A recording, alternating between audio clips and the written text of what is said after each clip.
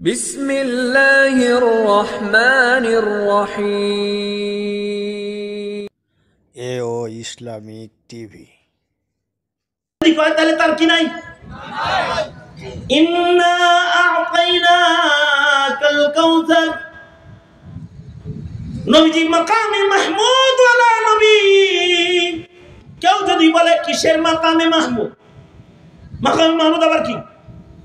যদি এটা কেউ বলে তাহলে তার ঈমান নাই। ফাতাহাজ্জাত বিহি নাফিলাতাল লাকা আসা আই ইয়াবাসাকা রাব্বুকা মাকামান মাহমুদা। রাসূল বলেন আনা আউয়ালু শাফিঈন। যদি কেউ বলে শাফাআত কি, তাহলে তার ঈমান নাই। ঠিক কিনা? জোরে আওয়াজ করে বলেন। এভাবে রাসূলকে মানতে হয়। কোন মুসলিম সন্তান যদি এই বিশ্বাসগুলো ওয়াজে বৈশা তাবলীগে যায়, হাক্কানি পীর মাশায়েখের দরবারে যায় যদি না শিখে, জীবনেও সহি হবে না। ও আসাদ নূরের দলে যোগ দিবে। এই কথা বলেন, আওয়াজ করে বলেন ঠিক না না ঠিক করে বলেন, আরো করে আওয়াজ করে বলেন ঠিক না না ঠিক করে বলেন। নাস্তিক পাড়ার সদস্যের খাতায় তার নাম, যে রাসূলকে চিনে না তার নাম নাস্তিকের পাড়ায় চলে যাবে। তাহলে নবীর এক নাম্বার হক হলো নবীর শান মতো নবীজিকে মানতে হবে। দুই নাম্বার হক হলো নবীজিকে ইত্তিবা করতে হবে, ইত্তিবা করতে হবে, ইত্তিবায়ে রাসূল। কোন কাজটা নবী কেমনে করছে সেভাবে করতে হবে। ইহুদির অনুসরণ করলে, নাসারার অনুসরণ করলে কিন্তু নবীর অনুকরণ করো না, তাহলে তুমি নবীর হক মানো না। নবীর হক মানবা তো নবীরে চিনবা, হাসরের মাঠে নবীরে চিনবা। নবীর হক মানবা তো কবরে রাসূল দেখে যখন বলা হবে ওমান হাযার রাজুল, তিনি কে চিনোনি। যদি তুমি নবীর অনুকরণকারী হও, তুমি যদি সুন্নতের মুহাব্বতকারী হও, তুমি যদি নবীর অনুসরণকারী হও, দেখার সাথে সাথে তুমি বলবে এটা আমার নবী মুহাম্মদুর রাসূলুল্লাহ সাল্লাল্লাহু আলাইহি ওয়াসাল্লাম। এটা তোমার মুখে উচ্চারিত হবে।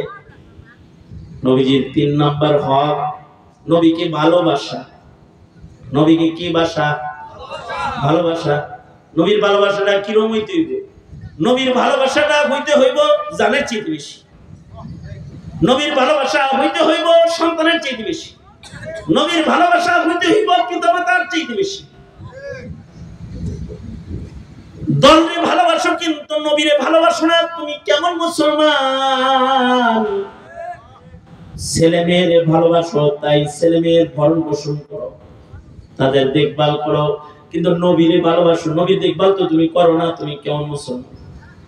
তোমার নবীর খাতমে নবুয়ত যখন টানাটানির শিকার হয় তখন তুমি তোমার রাসূলকে দেখো না। তোমার নবীর উপরে নাস্তিক মুরতাদের আক্রমণ হয় তখন তোমার ব্যথা লাগে না। তোমার ছেলে কেউ ধমক দিলে পরে তোমার ব্যথা লাগা যায়, আর আল্লাহর রাসূলকে যখন ব্যঙ্গ করে তোমার তখন ব্যথা লাগে না। তোমার দলের নেতাকে কেউ তিরস্কার করলে তোমার গাত্রদাহ শুরু হয়ে যায়, কিন্তু তোমার রাসূলকে যে সন্ত্রাসী মুহাম্মদ বলে গাল দিল তখন তোমার একটু নড়াচড়া তোমার আসলো না। কেন আসলো না? জবাব দিতে হবে। কেন আসলো না? জবাব দিতে হবে। ময়রা লোক কবরে যখন জিগাইবে তোমার নবীকে, তখন বুঝাবে। নবীরে ভালোবাসা খালি মোল্লার কাম নয়, নবীকে নারীরও ভালোবাসতে হয়, নবীকে পুরুষদেরও ভালোবাসতে হয়, বুড়ারও ভালোবাসতে হয়, বালকেরও ভালোবাসতে হয়, যুবকেরও ভালোবাসতে হয়। এ কারণে রাসূলের জন্য মায়া মদিনার বাচ্চাগুলারও ছিল, বুড়াগুলার খালি ছিল না, বাচ্চাদেরও ছিল। বাচ্চারাও নবীরে ভালোবাসতো, আর তুমি বুড়া হয়ে নবীরে ভালোবাসো না। কোলের শিশু নবীকে ভালোবাসতো। মদিনার নারীরা, তারিখে মদিনার ভেতরে এসেছে, মদিনার নারীরা বাচ্চাদের সামনে যখন মুহাম্মাদুর রাসূলুল্লাহ সাল্লাল্লাহু আলাইহি ওয়াসাল্লামের গল্প করত, বাচ্চাদের কান্দা থাইমা যেত। নবীর গল্প শোনায় বাচ্চাদের ঘুম পাড়াইতো। ঘুম থেকে জাগ্রত হয়ে ছোট ছোট বাচ্চারা রাসূল দেখার জন্য পাগল হয়ে যেত। তারা বলতো রাসূলের কাছে যাব। যেমন হযরত তালহা ছোট্টবেলায় রাসূল দেখতে পাগল হয়ে যেত। ওনার বাবা বরাকে বারবার বলতো, আব্বু আমি নবীর কাছে যাব। নবীর কাছে যাইতেন, নবীজিকে যে দেখতেন, তার ভালোবাসার চাহনি দেখা আল্লাহর রাসূল তার আশিক হয়ে গেছে। কিরে এই বাচ্চাটা আমার দিকে এইভাবে তাকায় থাকে কেন? হযরত বরা বলে, আল্লাহর নবী ও আপনার আশিক, এটা আমার সন্তান। যখন বলছি এটা আপনার আশিক, এটা আমার সন্তান, আল্লাহর রাসূল তার ইশক পরীক্ষা করার জন্য ডাক দিলেন, তালহা এদিকে আস। হযরত তালহার কবর জিয়ারত করার জন্য মদিনায় এখনো হাজিরা গেলে তালহার কবরে যায়, আশিকে রাসূলের কবর দেখার জন্য যায়। আল্লাহর রাসূল তালহা বিন বরাকে ডাক দিলেন। ডাক দিলে তালহা বিন বরা নবীজির কাছে গেলেন। কাছে গেলে আল্লাহর রাসূল বললেন, তালহা তুমিও কালেমা পড়ো। জোরে জোরে কালেমা পড়লেন তিনি। তালহা কালেমা পড়ার পরে বলে, ও আল্লাহর নবী, কালেমা পড়লে কি হয়? আপনি আমার একটা আদেশ করেন, আপনার একটা আদেশ মাইনা আল্লাহরে বুঝাই আমি আপনারে ভালোবাসি।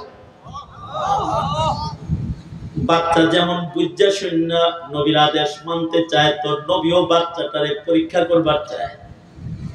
রাসূল বাচ্চাটাকে বললেন, তাহলে যাও তোমার বাবার গর্দান কেটে লয়ে আসো। হযরত তালহা, আরবের লোকেরা কোমরে ছুরি রাখতো, হযরত তালহা খঞ্জর বাইর করে বাপের দিকে দৌড় দিছে। আল্লাহর রাসূল পেছন থেকে আবার ডাক দিয়ে কয়, তালহা থামো, আমি বাবার গলা কাটতে দুনিয়া আসি নাই, বাপ সন্তানকে মিলাইতে আসি, বাপ সন্তানকে বিচ্ছিন্ন করতে আসি নাই, সন্তানকে বাবার দুশমন বানাইতে আসি নাই, সন্তানকে পিতার হক আদায় করাইতে আসছি। আমি পরীক্ষা করলাম তুমি আমারে বেশি ভালোবাসো না তোমার বাবারে বেশি ভালোবাসো। আল্লাহ আমি বুঝছি তুই আমারে বেশি ভালোবাসো বাবার চেয়ে, তুই কামেল মুমিন। একটা বাচ্চা রাসূলকে ভালোবাসে কত। এই তালহা বিন বরা ছোট্টবেলায় মারা গেছে, জ্বর আসছে, জ্বরে ওনার মৃত্যু যন্ত্রণা শুরু হয়েছে। আল্লাহর রাসূল দেখতে গেছে, নবীজি রুগ্ন তালহাকে দেখা বুঝা ফেলছেন, এ তালহা বাঁচবে না। আল্লাহর রাসূল হযরত বরাকে বললেন, বরা আমার তালহা যদি মারা যায় তাহলে আমারে খবর দিবা, আমি জানাজা পড়াবো, আমি দাফন করব, আমি তাকে দাফন করব। নবীজি চলে গেলেন ওসিয়ত কইরা। কিন্তু তালহার যখন মরণ যন্ত্রণা শুরু হয়েছে, বাচ্চা তালহা তখন বাপের কয়, আব্বা আমার মৃত্যু যদি রাত্রে হয় নবীরে খবর দিবা না, তোমরা আমারে দাফন করে দিবা। আর যদি দিনের বেলায় আমার মৃত্যু হয় তাহলে রাসূলরে খবর দিবা। কেন রে বাবা? রাত্রে মরলে রাসূল খবর দিবা না, এজন্য আমার মরণ খবর শুনলে নবী ঘরে থাকতে পারবে না, পাগলের মতো ছুটে আসবে। রাতের আধারে মদিনার মুনাফিকরা আমার নবীর যদি একটা তীর মারে, আমি আল্লাহর চেহারা দেখাবো কেমনে? রাত্রে মারা গেলে নবীর খবর দিবা না, দিনে মারা গেলে খবর দিবা। সত্য সত্যি উনি সাথে সাথে ইন্তেকাল করলেন। হযরত বরার রাতের বেলায় একা একা সন্তানকে জানাজা করে দাফন করলেন। নবীজি খবর পায়া খুব রাগ করলেন, কেন রে বরা আমারে খবর দিলা না, আমি আমার আশিকের জানাজাটা পড়াইতে পারলাম না। হযরত বরা বলে, রাসূল গো, তালহার ওসিয়ত ছিল রাতে মারা গেলে যেন আপনাকে খবর না দেই, কারণ আপনি খবর শুনলে দৌড় দিবেন আধারে। আধার রাতে যদি মদিনার দুশমনরা আপনাকে আক্রমণ করে, তালহা নিজের জানাজা ছাড়তে চায় কিন্তু রাসূলকে আঘাত করতে চায় না।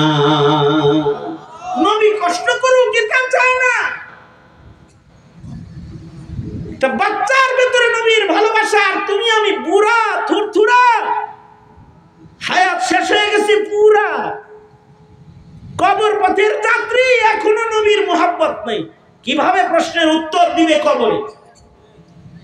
না, নবী চিনতে হলে নবীকে ভালোবাসতে হবে। নবীর হক, নবীর 4 নম্বর হক হলো নবীর নামে দরুদ পড়া। এখনকার উম্মতরা দরুদ খালি জিলাপি আর মিষ্টি রসগোল্লা হইলে পড়ে, তাছাড়া পড়ে না, নড়েচড়েও না। দরুদ সব সময় পড়া। যখন নবীর নাম শুনবে তখন নাম শোনার সাথে সাথে দরুদ পড়বে। যে নবীর নাম শোনার পরে দরুদ পড়ে না, সে নবীর হক আদায়কারী না। তার জন্য জিবরাইলের বদদুয়া নবীর আমিন। দরুদ পড়বে কি? দরুদ পারেই না। রাগ করার কিছু নাই। শ্রমিকদেরকে যদি আজকে দাঁড় করে পরীক্ষা নেন, কয়জন পাস করবে আমি জানি না, যে বিশুদ্ধ কায়দায় দরুদে ইব্রাহিমটা পড়বে, যেটা প্রতি নামাজে নামাজে বৈঠকে বৈঠকে লাগে, শেষ বৈঠকে যদি পড়তে বলা হয়, তো দরুদে ইব্রাহিম পড়তে যায় যে কি পরীক্ষাটা দিব আল্লাহ তাআলা ভালো জানে। কারণ হলো 4 জন নবীর নাম বলতে বললে পারে না, সূরা ফাতিহা বলতে বললে পারে না, কুল হুয়াল্লাহর সূরা বলতে বললে পারে না। এখন অনলাইন জমানা, মাঝে মধ্যে সাংবাদিকরা হঠাৎ ধরে কয় কালেমা কর, কয় কালেমা তো পারি না সবগুলো, কয় কোনটা পারেন এইটা কর, কখনো রকম একটা পারে, এছাড়া আর কিছু পারে না। যদি কয় কালেমা কয়টা, কেউ কয় 3টা, কেউ কয় 4টা, কেউ কয় 2টা, কেউ কয় শাহাদাত, কেউ কয় তাইয়্যিবা, কেউ কয় তামজিদ। এক একজন এক এক দিক দিয়ে পেছপুছ লাগায় কয়। যাদের এই রকম হালাত, এরা আবার দরুদ ইব্রাহিম পড়বে কিভাবে? আর যদি পরীক্ষাটা হয় দুআয়ে কুনুতে, দুআয়ে কুনুত যদি পড়তে বলে, যে বেতের নামাজ যেহেতু পড়েন তো দুআয়ে কুনুতটা পড়েন, দুআয়ে কুনুত, তাইলে তো মাশাআল্লাহ মজলিস ছাইরা দৌড় দেওয়ার সম্ভাবনা থাকে অনেকে। আমি শরম লজ্জা দেওয়ার জন্য বলতেছি না, নিজে নিজেকে গালি দিতে পারবেন, ধিক্কার দিতে পারবেন যে মুসলিম হিসেবে এতটুকুন কেন শিখলাম। এইটুকুন শিখার জন্য কমাস কম কিছু দাওয়াত ও তাবলীগের মেহনত, চিল্লা 3 চিল্লা 1 চিল্লা 10 দিন 3 দিন সময় লাগায়ও কি এগুলো ঠিক করুন যায় না? যুবকেরা, শ্রমিকেরা, ঠিক করা যায় না? এগুলো ঠিক করার প্রস্তুতি রাখবো তো ইনশাআল্লাহ। এই ঈমানগুলো শিখতে হয়, কবরের ঈমান শিখতে হয়, কোরআনের হক হুকুক কি শিখতে হয়, নবীর হাদিসের হক কি কি শিখতে হয়। আল্লাহ তাআলা আমাদেরকে দ্বীনি শিক্ষার মাধ্যমে দ্বীন হেফাজতের যোগ্যতা দান করুন। দ্বীন না শিখতে শিখতে মূর্খতার চর শিকড় যে গভীরে চলে যাইতেছে, এটা ভালো না। একটা সমাজ আসবে সামনে যে এখনই আজানে কামাত পারে না, একটা সমাজ আসবে ধর্ম কি জিনিস বলতেই পারবে না, বলতেই পারবে না। আল্লাহ তাআলা আমাদেরকে এই ক্ষতির থেকে বাঁচাক। মালের ক্ষতি বড় ক্ষতি না, ইমানের ক্ষতি বড় ক্ষতি, দলের ক্ষতি বড় ক্ষতি না, ধর্মের ক্ষতি বড় ক্ষতি। যারা রাজনীতি করো শোনো, দলের ক্ষতি বড় ক্ষতি না, ধর্মের ক্ষতি বড় ক্ষতি।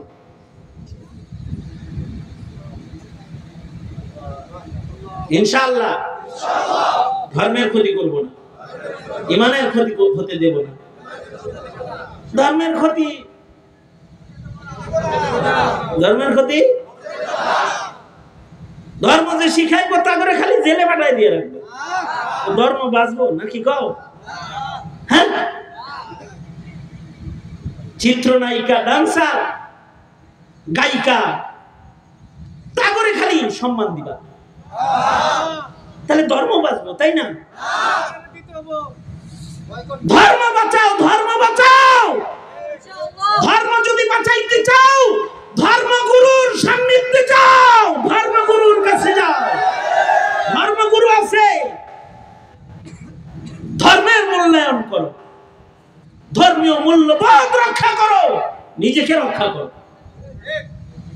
তৈয়ার আছি তো ইনশাআল্লাহ? আল্লাহ কবুল করো। আল্লাহুম্মা আনতাস সালামু মিনকাস সালাম ইলাইকা ইয়ারজিউস সালাম তাবারাকতা রব্বানা ওয়া তাআলাইতা ইয়া জাল জালালি ওয়াল ইকরাম। রব্বুল আলামিন গার্মেন্টসের একদল শ্রমিকেরা মাহফিলের ইন্তজাম করেছে। ইয়া আল্লাহ, ঈমান, আল্লাহর হক, নবীর হক, এ সকল বিষয়, আখিরাতের ঈমান বিষয়, কবরের ঈমান বিষয়, ইয়া আল্লাহ কিছু দ্বীনি বিষয় তোমার বান্দাদের সামনে পেশ করেছি। ভিক্ষুকের মতো দুইটা হাত বাড়ায় ধরেছি, জিন্দেগীর সব গুনাহ মাফ করে দাও। এই মজমাকে কবুল মঞ্জুর করে নাও রব্বুল আলামিন। ইয়া আল্লাহ, আমরা যারা হাত তুলেছি, কার কি হাজত জরুরত তুমি জানো, সবার মনের নেক বাসনা পূরণ করে দাও।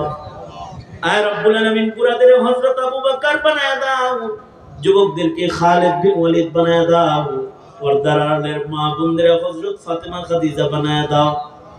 ইয়া আল্লাহ, কাশিমপুরের উলামায়ে কেরামকে এই শ্রমিকদের উপরে আরো বেশি মেহনত করার জন্য তৌফিক দান করো আল্লাহ। ইয়া আল্লাহ, দাওয়াত ও তাবলীগের মেহনত চাঙ্গা করে দাও। ইয়া আল্লাহ, হাক্কানি উলামায়ে কেরামের সুহবতের বাজার বসায় দাও রব্বুল আলামিন। সকলকে ঈমানি ক্ষতি, ধর্মের ক্ষতি থেকে বাঁচাও।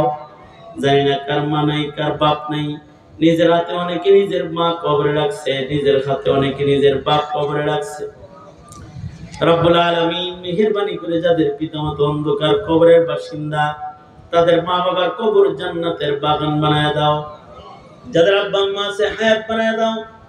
আয় রব্বুল আলামিন, সন্তান সন্ততিদেরকে ঈমানদার পরহেজগার বানায় দাও।